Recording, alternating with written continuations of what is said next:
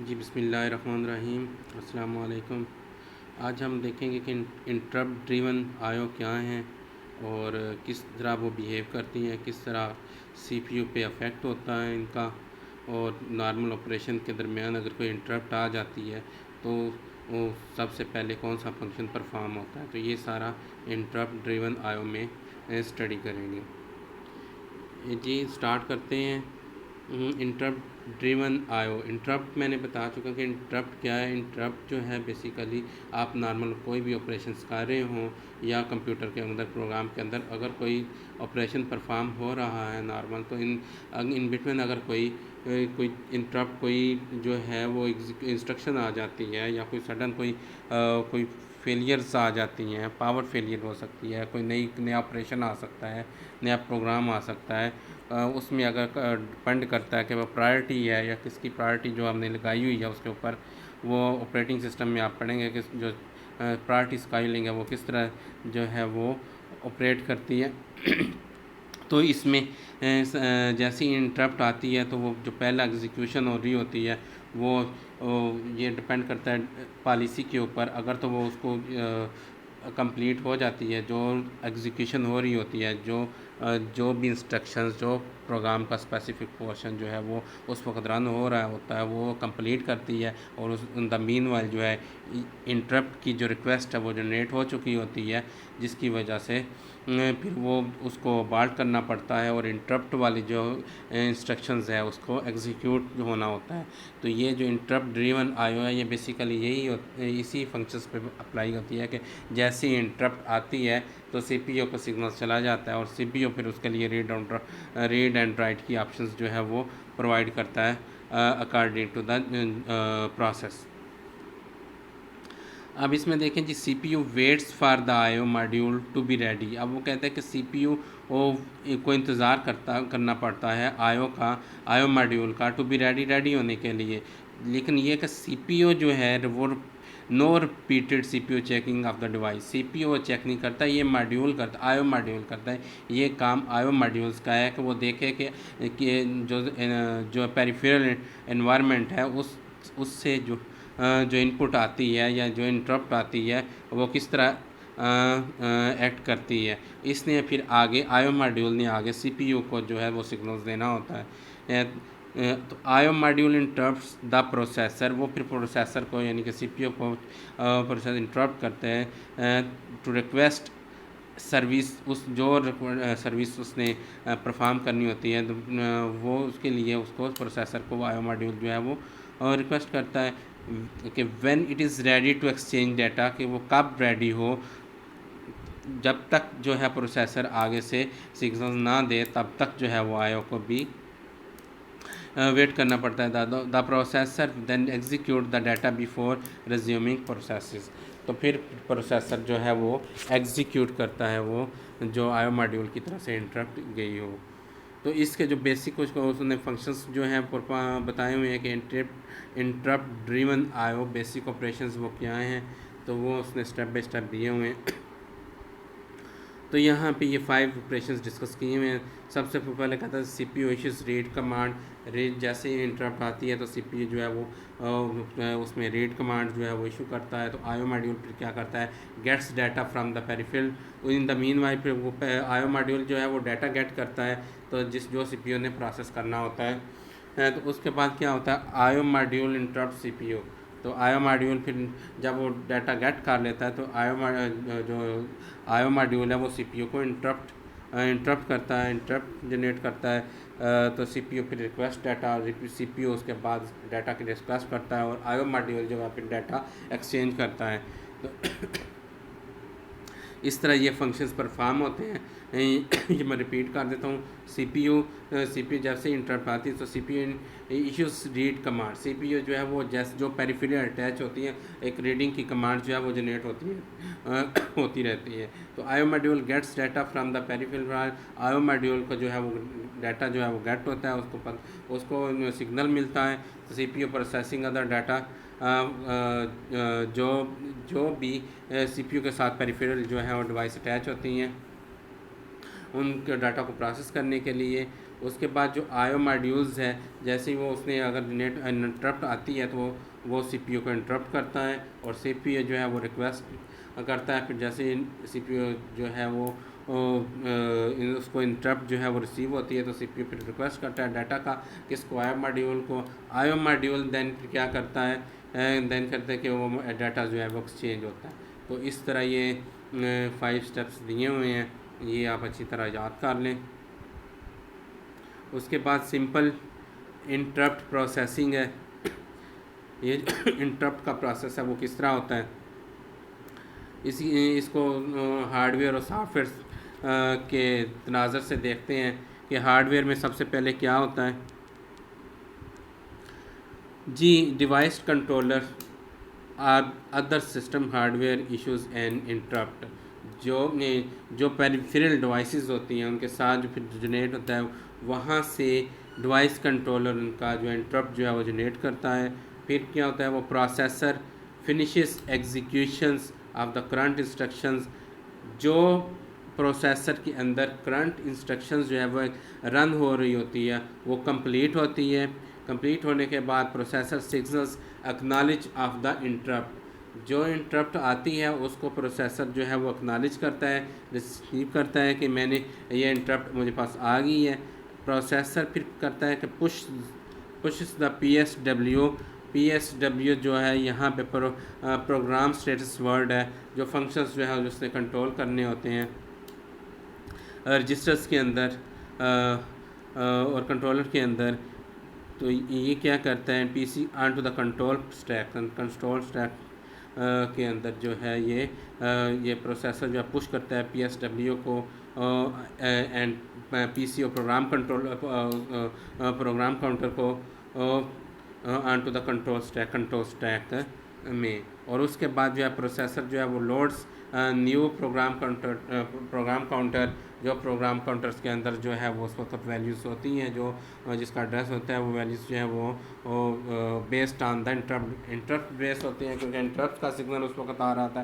तो जो वो है प्रोसेसर जब लोड्स करता है इनको। और उसके बाद जो फिर ये सॉफ्टवेयर का पोर्शंस आ जाता है। सॉफ्टवेयर में क्या आता है, save the reminder of the process states information. और उसके अंदर जो प्रोसेस है कि जो है save the reminder of the process state जो उस वक्त एग्जीक्यूट कर दिया प्रोसेस स्टेट, उसको वो सेव करता है। और सेव करने के बाद जो प्रोसेस इंटरप्ट होता है, इंटरप्ट वाले प्रोसेस को जो होता है वो एग्जीक्यूट करता है। इसका मतलब है कि पहली जो रन हो रही है उसको सेव कर लेता है और दूसरी जो इंटरप्ट वाली है वो उसको एग्जीक्यूट करता है और उसके बाद रिस्टोर प्रोसेस स्टेट्स इंफॉर्मेशन। और अगर वो जो इंटरप्ट वाली एग्जीक्यूशंस होने के बाद दोबारा रीस्टेट हो जाती है जो प्रीवियस एग्जीक्यूशन हो रही होती है, और ये जो उसने स्टैक के अंदर लोड किया होता है ये दोबारा रीस्टोर रोल्ड PSW, ये जो प्रोग्राम स्टेटस वर्ड है ये दोबारा रिस्टोर हो जाता है प्रीवियस स्टेट पे। इस तरह हमारी जो इंटरप्ट वाली है प्रोसेसिंग वो कंप्लीट हो जाती है। ये जो इंटरप्शंस हैं, इंटरप्ट दी है, ये मेमोरी पे किस तरह अफेक्ट करती है, मेमोरी और रजिस्टर्स पे किस तरह इसका होता है। तो यहाँ से देखें कि ये मेन मेमोरी है हमारे पास। मेन मेमोरी में अंदर प्रोग्राम काउंटर जो है इस वक्त यहाँ से कोई एग्जीक्यूशन आई है, कोई इंटरप्शन आई है N+1 प्रोग्राम काउंटर। और यहाँ से ये देखें कि उस वक्त जो स्टैक के अंदर कंट्रोल स्टैक के अंदर ये इसकी लोडिंग होती है और ये उसके अकॉर्डिंगली फिर ये प्रोसेस होता है। ये इस तरह मेन मेमोरी के अंदर ये उसके मेन मेमोरी के अंदर ये प्रोसेस होता है। ये इसके अलावा ये देखें जब ये एग्जीक्यूशन इंटरप्ट की एग्जीक्यूशन हो जाती है तो फिर प्रोग्राम काउंटर जो है वो नॉर्मल अपनी प्रीवियस स्टेट पे आ जाता है। प्रोग्राम काउंटर जो अपने पहली जो स्टेट है वो लोड कर लेता है। तो यहाँ से ये जो वाई से इंटरप्ट आती है और इंटरप्ट होने के बाद यहाँ पे जो स्टैक के अंदर जो है वो जो लोड एंड पुश होती है और फिर उसके अकॉर्डिंगली इंटरप्ट सर्विस जो है रूटीन का कंसेप्ट है। रूटीन का ही कंसेप्ट ये है विद इन द प्रोग्राम जो है रूटीन्स कॉल होती है, जो specific program within the program, ये समझ लें कि program within the program specific portion जो है वो रन होना शुरू हो जाता है, उसको कहते हैं रूटीन की कॉल करना। तो यहाँ पे जब रन होता है तो यहाँ पे दोबारा रीइंस्टेट हो जाती है।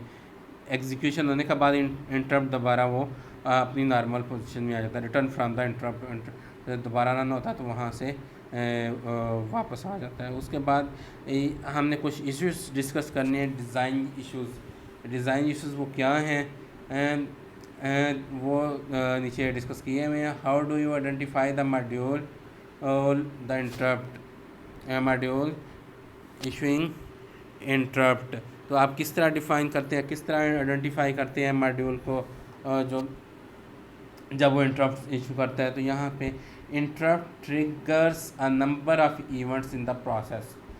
नंबर ऑफ इवेंट्स प्रोसेस के अंदर वो इवेंट्स जो है नंबर ऑफ इवेंट्स को ट्रिगर करता है, यानी उसको इनपुट सिग्नल आता है। एंड द सॉफ्टवेयर और सॉफ्टवेयर के सॉफ्टवेयर में that follows the hardware issues and, जो कि हार्डवेयर इश्यूज आल्सो फॉलो करता है।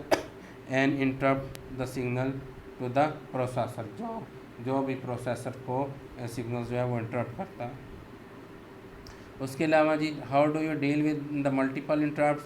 आप जब मल्टीपल इंटरप्ट्स हों, मोर देन वन इंटरप्ट्स हों, तो फिर आप किस तरह डील करते हैं, ये भी एक इशू फेस करना पड़ता है। तो dedicates more than a few बस लाइंस। अब वो कहता है कि यहाँ पे वो अब डेडिकेशन आ जाती है कि आप लाइंस को मखसूस कर दें in more than a few lines, और प्रोसेसर पिंस को मखसूस कर दें टू द इंटरप्ट लाइंस। तो फिर आप ये यानी प्रोसेसर की जो कुछ लाइंस है, पिंस है, उसको मखसूस कर दें, तो हम ये भी इसका ये भी जो है वो एड्रेस कर सकते हैं। It is likely that the each line will have the multiple IO modules attach to it. तो उसके साथ जब हम लाइनें फिक्स करेंगे तो उसके साथ जो है वो मॉड्यूल्स अटैच होते हैं। अब जो मॉड्यूल अटैच होते हैं, आइडेंटिफाइंग इंटरप्टिंग मॉड्यूल 1, तो जो मॉड्यूल जो है वो इंटरप्ट को किस तरह आइडेंटिफाई करता है। तो different lines for the each module, her modules के लिए लाइंस जो हैं वो डिफरेंट होती हैं। और ये पीसी फिर limits numbers of devices, number of devices जो है वो लिमिट्स करता है। इसका प्रोग्राम काउंटर जो है इनको software pool when the CPU detects an interrupt, जब सीपीयू इंटरप्ट को डिटेक्ट करता है, it branches to an interrupt service routine. तो ये सर्विस रूटीन की तरफ ये जो है सिग्नल्स को मूव करता है और ये टाइम कंज्यूमिंग है क्योंकि ये डेडिकेटेड नहीं है, ये रूटीन्स कॉल करने के लिए इंटरप्ट्स को ट्रांसमिट करता है। आइडेंटिफाइंग इंटरप्ट मॉड्यूल टू में किस तरह होता है। टू में ये हार्डवेयर पूल है, वो सॉफ्टवेयर पूल है, तो ये हार्डवेयर पूल है। डेजी चेन के नाम का दिया हुआ है। Interrupt acknowledge send down a chain, interrupt acknowledge होती है, सेंड डाउन अ चेन एक चेन के ज़रिए भेज दी जाती है। Module responsible places vector on बस। अब मॉड्यूल जो है मॉड्यूल 2 वो रिस्पॉन्सिबल होता है वेक्टर का, प्लेसेस वेक्टर के वजह उसको वेक्टर करे ऑन बस के ऊपर जो है वो उसको सिग्नल्स को इंटरप्ट सिग्नल्स को मूव करे। सीपीयू बसेस फिर क्या करती हैं, वेक्टर सीपीयू यूजेस वेक्टर्स इस्तेमाल करते हुए टू आइडेंटिफाई हैंडल रूटीन, उनको रूटीन्स को हैंडल करता है। बस उसके बाद बस आर्बिट्रेशन और बस मास्टर, वो क्या करता है, बस मास्टर क्या करता है, module must gain control of the bus before can raise interrupt request line. उससे पहले कि वो सिग्नल जो है ट्रांसमिट करे, उससे पहले वो उस बस को उसका कंट्रोल जो है वो हासिल कर लेता है, उसके बाद सिग्नल जो ट्रांसमिट करता है इंटरप्ट का। मल्टीपल इंटरप्ट्स आते हैं तो फिर क्या होता है, each interrupt line has a priority. अब यहाँ पे प्रायोरिटीज़ का भी इशू आता है कि प्रायोरिटी किस लाइंस की जो प्रॉपर्टी, किस इंटरप्ट लाइन की प्रायोरिटी ज़्यादा है, मोर है, किसकी कम है। तो ये उसमें प्रायोरिटी स्कालिंग में चीज़ें डिस्कस होती हैं। High priority lines can interrupt lower priority lines. जो जितनी ज़्यादा कोई प्रायोरिटी लाइंस होगी वो लोअर लाइंस को इंटरप्ट कर देगी, क्योंकि हायर प्रायोरिटीज़ ऑलवेज जो है उसको प्रेफर किया जाता है उस इंस्ट्रक्शंस को एग्जीक्यूशन के लिए जिसकी प्रायोरिटी ज़्यादा हो। If the bus mastering only current master can, if the bus mastering only current master को वो मास्टरिंग कर रहा हो तो कैन इंटरप्ट, वो उसको इंटरप्ट कर सकता है। इस तो भी इसकी जो बसेस की हैं ये एग्जांपल्स दी हुई हैं पीसी बस की। यहाँ पे पीसी जो बस है उसकी एग्जांपल ये कि 8086 है वन इंटरप्ट लाइन, एक ही इंटरप्ट लाइन रखता है। 8086 में एक ही इंटरप्ट लाइन है। 8086 base system use one Intel, जो वो एक वन इंटेल यूज़ करता है, और ये उसका इंटरप्ट कंट्रोलर है 82C59A, और 8259A हैज़ 8 इंटरप्ट लाइन, इसकी 8 इंटरप्ट लाइन्स हैं। और Intel 82C59A provide a single interrupt request, एक सिंगल इंटरप्ट रिक्वेस्ट जो प्रोवाइड करता है, एंड सिंगल इंटरप्ट एक्नॉलेजमेंट। एक इंटरप्ट आती है और उसी की एक्नॉलेज जो है वो जो प्रोवाइड करता है। इसका फिर सीक्वेंस दिया हुआ है कि किस तरह ये होता है।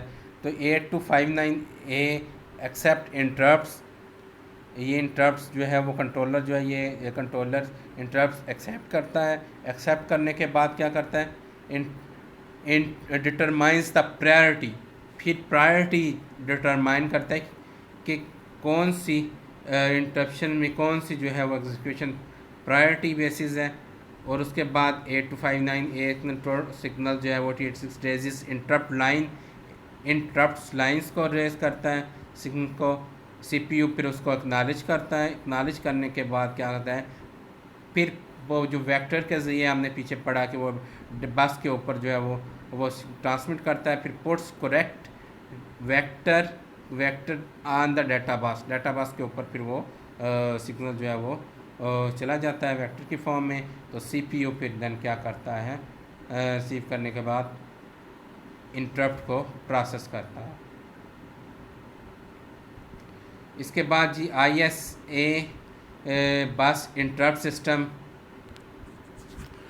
ये क्या होता है, ये बस कंबाइंस 8259A's टुगेदर।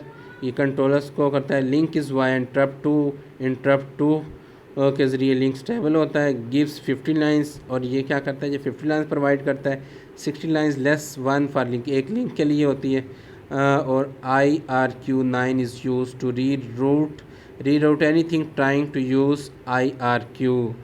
तो ये रीरूट के लिए यूज़ होता है। Anything trying to use RQ2 या IRQ2 जो यूज़ करता है उसके लिए वो भी यूज़ करता है। बैकवर्ड्स कंपेबिलिटी, और ये बैकवर्ड्स कंपेटेबिलिटी भी प्रोवाइड करता है। और इनकॉर्पोरेटेड इन द चिपसेट, और चिपसेट के अंदर ये बिल्ट इन होता है, ये चिपसेट के अंदर पाया जाता है।